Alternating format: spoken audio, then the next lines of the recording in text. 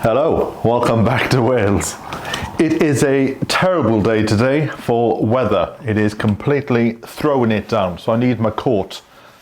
But before I moved to Wales, while I was in London, I had a look at what was on in the local theatre, see if there was anything interesting I could book a ticket for. And I saw something called Turning the Wheel. Well, everywhere I've gone over the last fortnight, I've seen these posters for this musical called Turning the Wheel. And I happened to mention to somebody the other day that I've bought a ticket to go and see it. And they said that the creator, Kieran Bailey, was going to put on a sort of taster session in the village hall. So I thought I'll go along and see it and see if I could grab a quick interview with Kieran Bailey to find out more about Turning the Wheel. Morning, wake up, I can see my breath. So cold, can't get out of bed. School, I can't be late. The ticking clock decides my fate. Thomas Bevan, rise and shine. There's children your age working down the mine. Hey, don't forget your Tommy box. Early Bevan. What would I do without you, eh? Well, you'd starve for a start. You be careful down there today now, John. I'll see you tonight. Put on, Mrs. Evans. Oh, morning, John. Look, I can't stop to talk. There's a hell of a queue in John's the Butcher's on a Friday, and if I stop now, I'll be right at the bloody back. Where you are then? Out into the winding terrace streets to join the miners' cavalry.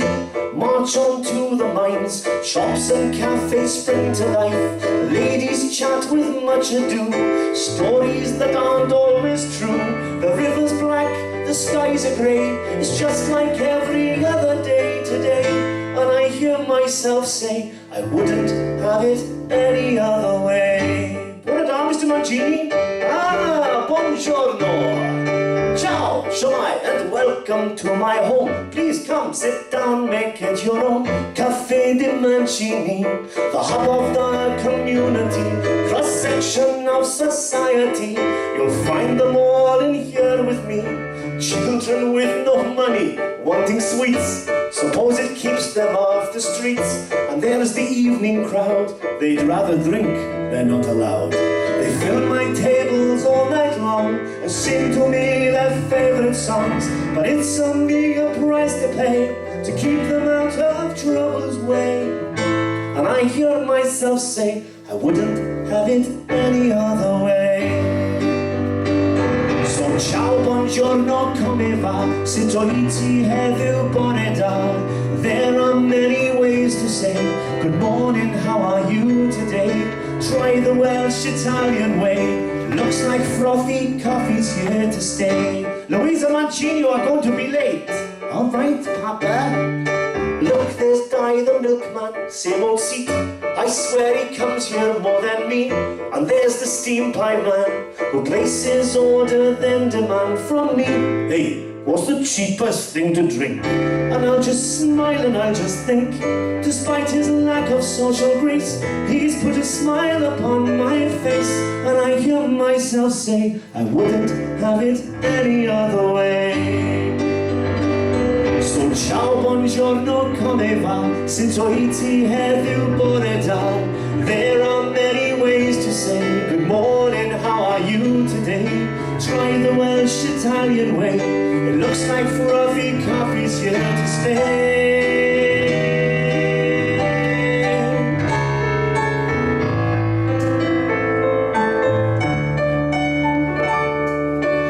Every day the same routine. What they've done and where they've been. Never something unforeseen. Please tell me that I'm allowed to dream. I'll get away someday, beyond the mines and factory gates. Tell me there is more to be than what I see in front of me each day.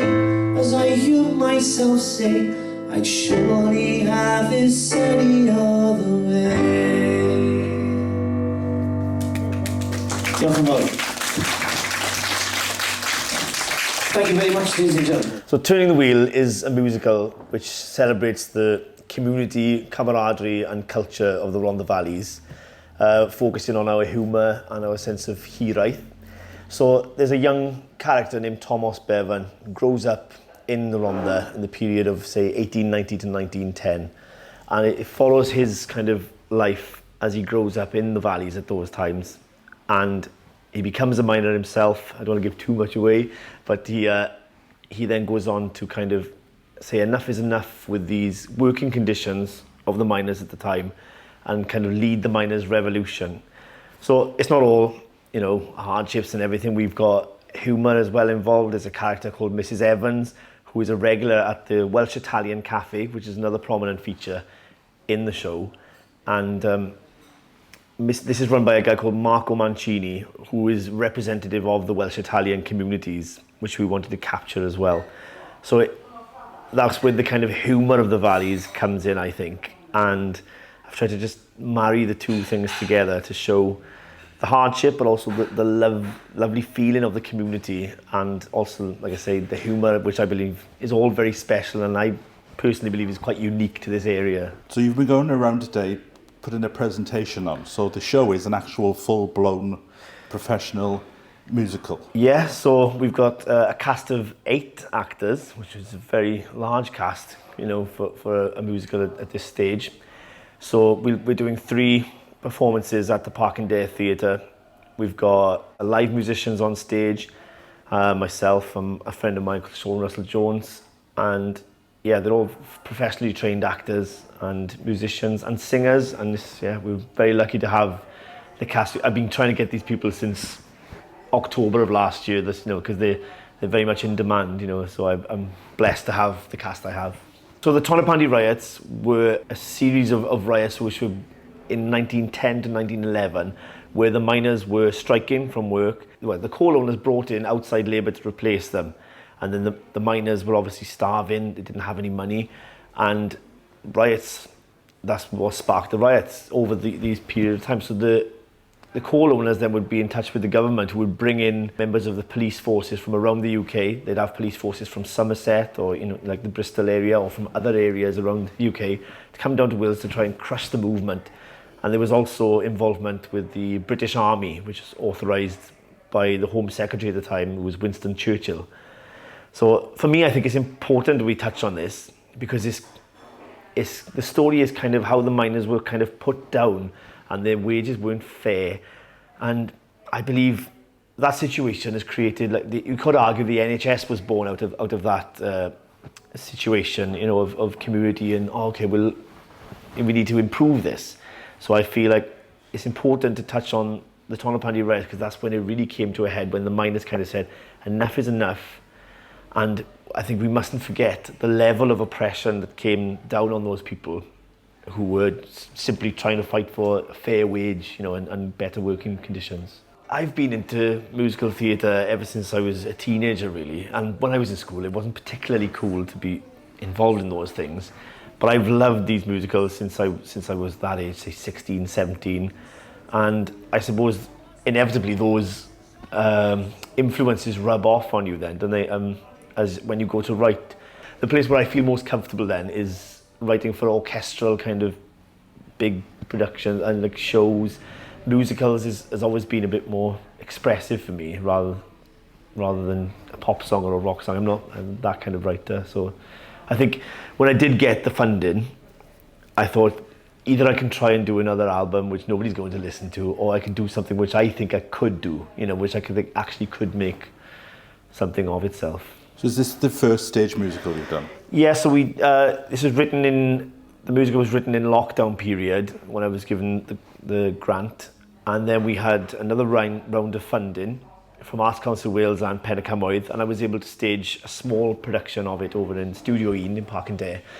And this time now we've been able to develop that stage further, do the full production in the main auditorium, and we've got a designer, you know, more cast, more musicians, costume and everything, which is all coming together. So yeah, this is my first musical which I've written. I've written music for other musicals, but this is the first one that I've developed from day one then, should we say. So going forward, I would personally like to aim to take it on a South Wales tour, or an all Wales tour really, just to share this story with other communities which I believe are similar. So there's like Blackwood, for example, the Swansea Valleys, Roslan and Chrigog, I believe, has a mining community up in North Wales. So I'd like to take it to those areas and ultimately take the show, you know, into England and Scotland and other working class areas which have maybe this similar industrial backgrounds. I know the North East has a very industrial background, for example.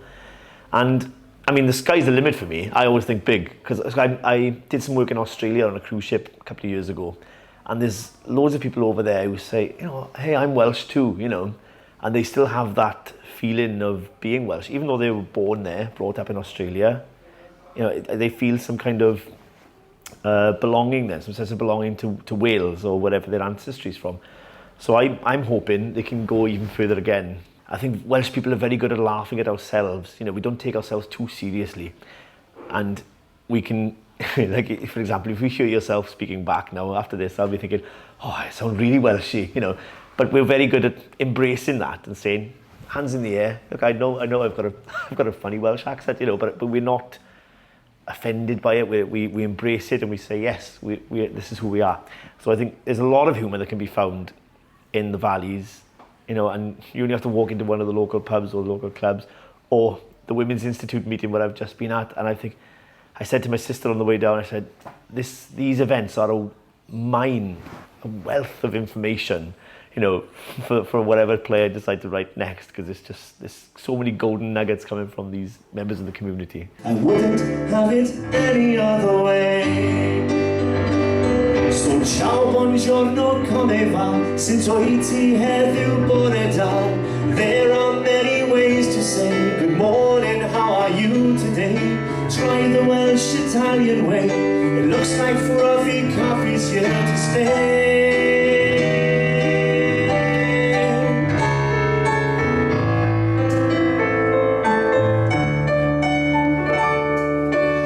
Every day the same routine. What they've done and where they've been, never something unforeseen. Please tell me that I'm allowed to dream. I'll get away someday, beyond the mines and factory gates. Tell me there is more to be than what I see in front of me each day. As I hear myself say, I'd surely have this any other way. Thank you very much, ladies and gentlemen. Oh, thanks to Kieran for having a quick chat with me. It certainly sounds like an interesting show, and I'm glad that I've already bought a ticket. I felt it was a bit of, the music was in the style of Blood Brothers, Dear Evan Hansen, and a bit of Bugsy Malone thrown in, so I'm very much looking forward to it. But I am wet, so what I'm very much looking forward to now is a good old cup of tea. I'll catch up with you next time. So from me until then, bye for now.